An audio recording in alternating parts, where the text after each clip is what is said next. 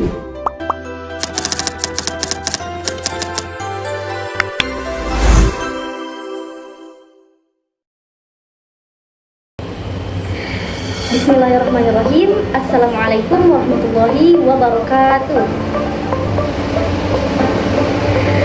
Baik anak-anak semua, agar pembelajaran kita pada pagi hari ini selalu diberkati, diridhoi dan dilindungi oleh Allah Subhanahu wa taala. Marilah sama-sama kita memulai pembelajaran dengan membaca doa. Bismillahirrahmanirrahim. Nawaitu ta'alluma liridhallahi ta'ala wa lizalatil jahli wan nu'asi wal kasali wan nawmi wa iyaiddin. Amin. Bagaimana kabar anak-anak semua?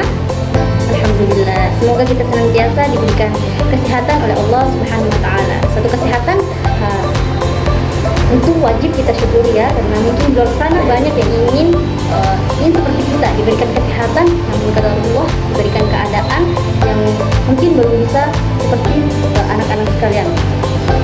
Oke, terlebih dahulu ibu absensi ya. Nur Inaya hadir ya. Lutfia hadir. Budi, oke, Budi sakit ya.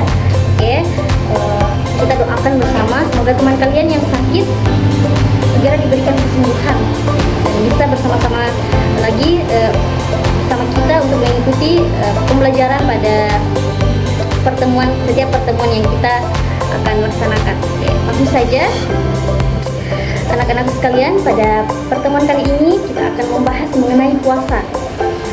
Sebelum kita membahas lebih jauh mengenai puasa, di sini sudah ada yang tahu apa sih itu puasa? Oke, Inaya. Benar sekali ya.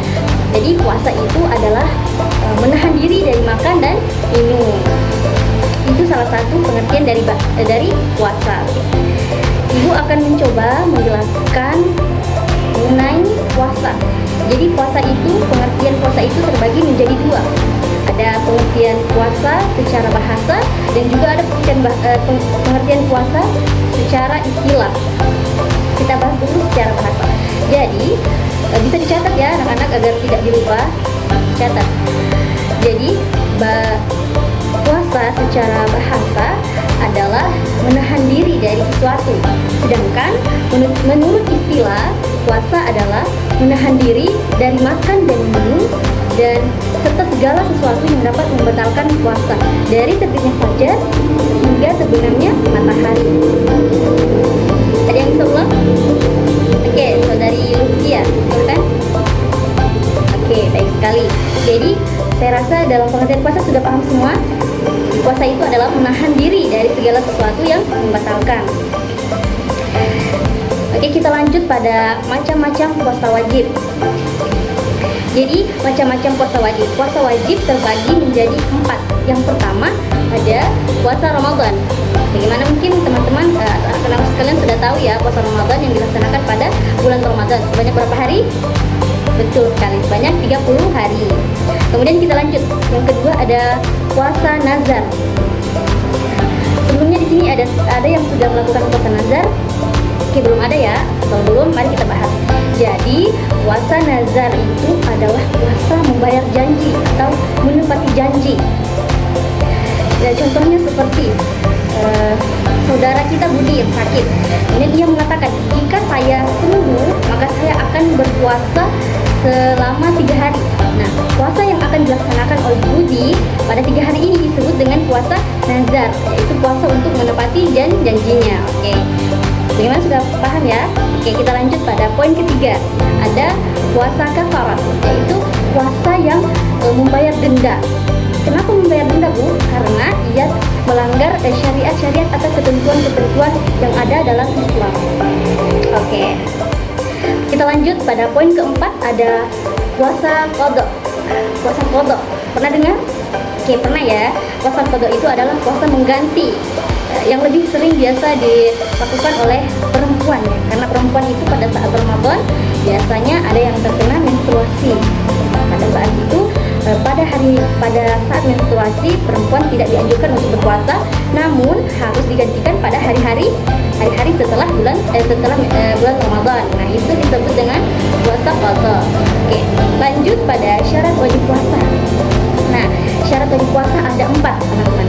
Yang pertama ada balik, yang kedua berakal. Jadi yang gila atau tidak berakal itu tidak diwajibkan untuk berpuasa.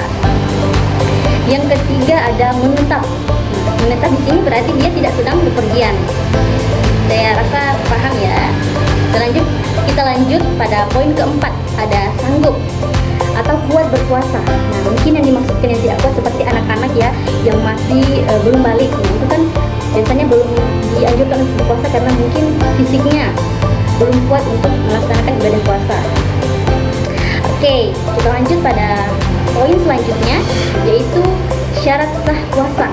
Syarat sah puasa itu terbagi juga menjadi 4. Yang pertama ada Islam, tentunya ya, Islam.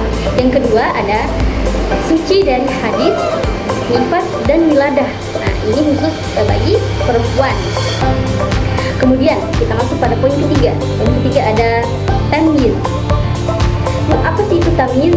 Nah, tamyiz adalah sesuatu yang sudah bisa membedakan yang baik dan yang buruk, yang hak dan yang batil. Oke, kita lanjut pada poin keempat. Poin keempat ada berpuasa pada waktunya. Oke, bukan pada waktu terlarang seperti bulan Ramadan kan sudah waktunya sudah ditetapkan pada jika memasuki bulan Ramadan.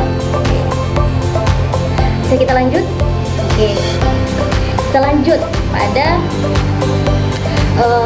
hal-hal yang dapat membatalkan puasa. Nah, ini juga penting yang kita ketahui bersama agar tidak keliru depannya dalam jika kita sedang menjalankan ibadah puasa. Apa saja hal-hal yang dapat membatalkan puasa? Yang pertama, makan dan minum dengan sengaja. Teman-teman, kita harus bawahi dengan sengaja.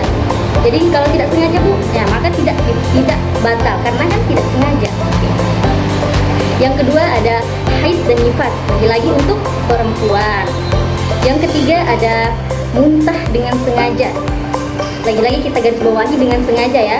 Jangan sampai anak-anak di sini ada yang sengaja memasukkan tangannya agar makanan yang ada dalam perutnya itu terkeluarkan sehingga ada alasan untuk membatalkan puasa. Itu tidak termasuk ya. Yang termasuk di sini hanya pada golongan orang yang tidak sengaja.